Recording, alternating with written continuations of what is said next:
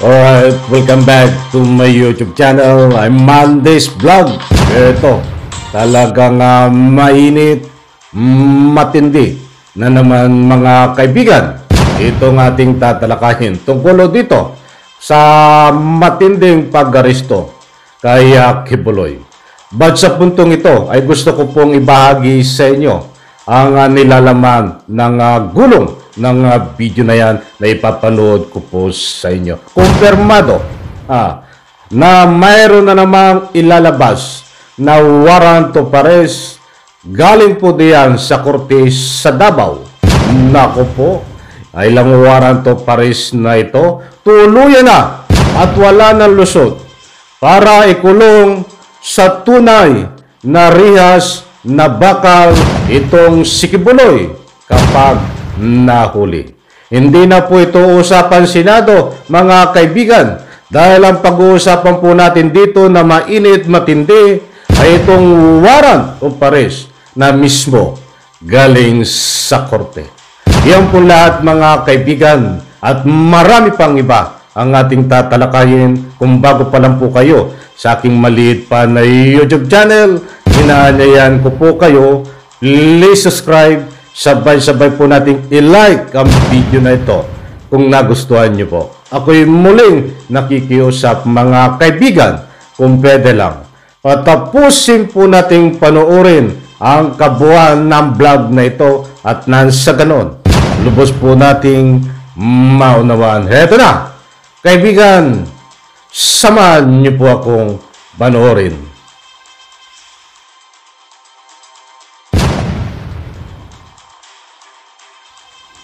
Okay, ganito po yun. Ang warrant of arrest po ay base sa dokumento na binigay mo sa akin ay pinirmahan ng judge.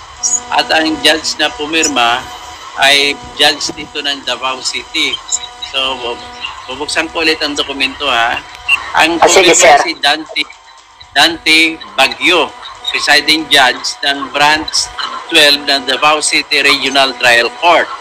At ang titulo ng kaso ay The People of the Philippines versus Apollo C. Kibuloy, Jacqueline W. Roy, Crescente Canada, Pauline Canada, Ingrid Canada, and Sylvia Simanes. Ang Canada lang na wala dito yung barangay captain sa sa Tamayong. So dalawang kaso ito. Si Crescente Canada po, siya po yung barangay captain sa Tamayong.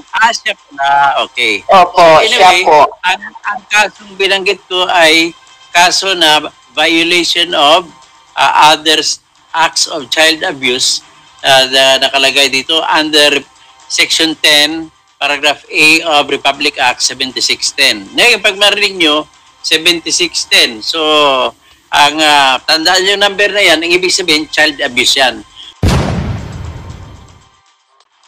Lahat po ng klase na pananakit sa bata, mamula po sa mumurahi ng bata, hanggang sa pagpalo sa bata, mas lalo pa kung ang bata ay nirape mo. So, isa sa pinakamatinding child abuse. Ang isang kaso pa ni Kibuloy ay other sexual abuse under Section 3B of Republic Act 7610 din. So, alam mo, ang kanyang kasong nito ay pwede mapiyansahan.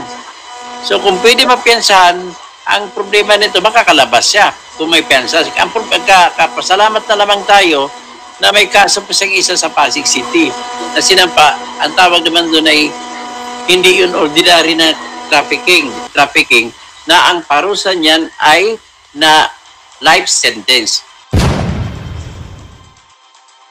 Kung life sentence ang parusa ay malalagay yan sa tinatawag sa konstitusyon na hindi siya pwede magpiyansa. Maliban na lamang kung lilitaw siya, susuko siya, magpa-aresto siya doon sa RTC Pasig at hihingi niya sa korte, Your Honor, pwede ba na testingan natin ang ebidensya ng piskal kung malakas ba? At kung hindi malakas, papayagan niyo ako magpiyansa. So ganun po. Tinagalog ko na yon. Pariyo kami ni Arlene ng mga Bisaya, pero tatagalugin namin para maintindihan ng ating mga mamamayan. So sir, meron bang ano dito sir, time frame na kailangan mahuli si Kibuloy within that time frame after this warrant of arrest being released? Okay, ganito ang proseso sa korte, sa mga warrant-warrant. Una, paglabas ng korte ng warrant, ay ang gagawin niya, uutusan niya ang pulis na natukoy. Pwede niyang utusan ang lahat ng pulis sa buong Pilipinas.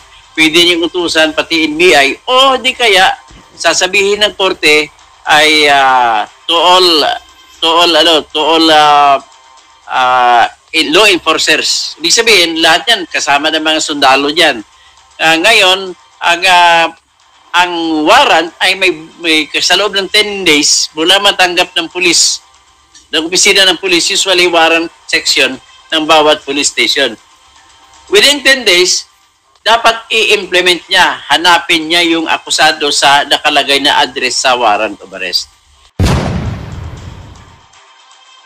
At kung nakita niya, arestuhin niya. Kung hindi niya nakita, magre-report siya sa korte na hindi niya nakita. So, ibabalik niya ngayon ang warrant sa korte. So, pagbabalik niya ang warrant sa korte, ang tanong, wala na bang warrant? Hindi, meron pa. Kasi ang kasunod na gagawin ng piskal, pag hindi pa rin nahuli, magmumosyon ang piskal na magpapalabas ang korte ng tinatawag naming alias warrant. Ibig sabihin, pangalawang warrant yun. Na yung alias warrant, ang buhay niyan hanggang sa mahuli siya. Kahit 10 taon pa, pwede na yung gamitin na huliin siya. So, yan ang sistema sa warrant of arrest sa ating korte sa Pilipinas. Kahit sa Davao, sa Pasig, sa Manila, ganun pa rin ang lahat ng proseso. Pero yung nakita natin sa ngayon, Arlene, ay hindi ito warrant of arrest. Ito po yung order. Ang order ay dapat nakuha pa natin may isa pang warrant of arrest, ilalabas sa korte. Kumbaga, ang order na ito, sinabi lang ng judge na nakikitaan ko na talagang may probable na guilty si Kibuloy ayon sa mga papel na sinumiti ng piskal at ayon na rin sa certification ng piskal na sinuri nila sa preliminary investigation. Therefore, ibig sabihin, walang impropriety na nangyari. At kung walang impropriety na nangyari, ang conclusion dito ng judge, malamang na guilty. So dahil malamang na guilty, nag-utos siya, babasa mo, palabasan ng warrant of arrest para siya ililitisin. Yan po ang ibig sabihin nito. Pero ibang dokumento pa yung warrant of arrest. Alright, shoutout po sa lahat at siyempre, ipahintulot at maraming salamat sa iyo, Arlene Stone. Ipahintulot ang paggamit sa iyong video clips at shoutout sa iyo, Engineer Toto. Eto, disclaimer lang po, gusto kong ipalaala ho sa inyo iyang dokumento na pinakita ko sa ruling ng video at diyan po tayo nagbatay. Yan po ay legit. Hindi po yan fake dokumento.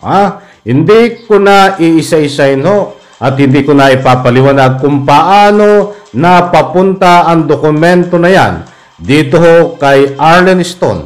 Sapagkat kung matatanda nyo po at magugunita. Ito si Arlene Stone ay isa sa nakikipaglaban ho at nagsiwala tungkol ho dito sa kinakaharap na kaso ni Kibuloy. May access po ito sa ating gobyerno. Okay, dito tayo, dire-diretso na. Mga kaibigan, ang nilalaman ho ng usapan na yan at paliwanag. At siyempre, lalo't higit, ang nilalaman ng dokumento na nandiyan po sa ruling ng video ay kailangan na mag-issue ng warrant of arrest laban ho dito kay Kibuloy sa kaso na ika nga po child abuse. At siyempre, mayroon po siyang mga kasama. Hindi ko na po uulitin. Nandiyan po sa gulong ng video. Firmado ho yan, dokumento na yan. Kung sino po ang nag-issue, diyan po sa korte sa Davao, mga kaibigan. Yan po ay may kaukulang piyansa. May kaukulang piyansa po yan at pansamantalang kalayaan habang nililitis po ang kaso. So makatuwid, kapag nahuli o sumuko itong si Kibuloy, ay yan po ay makakalaya din at maglalagak ng kaukulang piyansa. But dito ho, sa isang kaso na ika nga po'y malapit na rin lumabas ang warrant of arrest na napinail o diyan sa Pasig. Ito po ay Nobel recommendation. Ibig sabihin ho, walang pansamantalang kalayaan habang nililitis po ang kaso. Kapag lumabas po ang warrant of arrest nito, kung sakali pong mahuli itong si Kibuloy ay nakakulong po habang nililitis po ang kaso.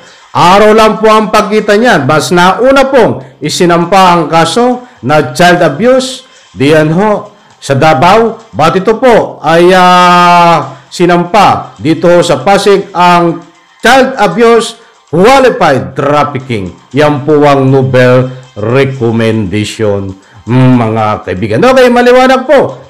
So, ibig sabihin no, ay kumpirmado anytime dito po sa child abuse na may piyansa, diyan po na sinampa sa Davao, anytime mo ay lalabas na ang warrant of arrest kay Kibuloy na siya hong magdadala sa tunay na kulungan dito ho sa Rihas na Bakal kung saan man siya dapat ikulong, mga kaibigan. Ang tanong, mahuhuli ba si Kibuloy? Dahil kung magugunita nyo po, ay mayroon pong issue dito sa Senado na warrant of arrest para kay Kibuloy ay hindi mahuli. Ay malaki po ang pagkakaiba ng warrant of arrest. Senado bitwang korte. Pag nag-issue po ng warrant of arrest sa korte, ito po ay malaking sakop. Malaki po ang sakop, mga kaibigan. Pwede pong alertuhin ang buong kapulisan sa ating buong Pilipinas kapag nagkaroon po ng pagkakataon na mag-issue po ng warrant of arrest. Diyan po galing sa korte na ayon po sa dokumento na nilabas ay kailangan na mag-issue ng warrant of arrest dahil mayroon pong probable cause, mga kaibigan. So, yan po ang ika nga po kay hinatnan. At siyempre, abangan po natin muli. Ito anytime din ho. Ang Nobel recommendation na sinampa naman na kaso, diyan po. Sa ika nga po sa Pasig, abangan po natin yan. Malapit na rin lumabas, mga kaibigan. So, ang kabang-abang po ngayon, ay napakarami po ng warrant of arrest na lumabas ho. Dito kay Kibuloy. At ito nga isa na tinatalakay natin ay anytime ngayon ay pwedeng lumabas. At alam ko po, ito po ang gagamitin kay Kibuloy para tuluyan na mahuli at tuluyan na ikulong sa Rihas na Bakal, mga kaibigan. Tunay na kulungan ito, bagamat siya ay makakapagpiyansa. Itong next step naman sa Nobel recommendation ay anytime din po pwedeng lumabas ang warrant of arrest. Alam ko ay ito ay magtatago si Kibuloy dahil dito pa nga lang sa Senado ayaw magpahuli.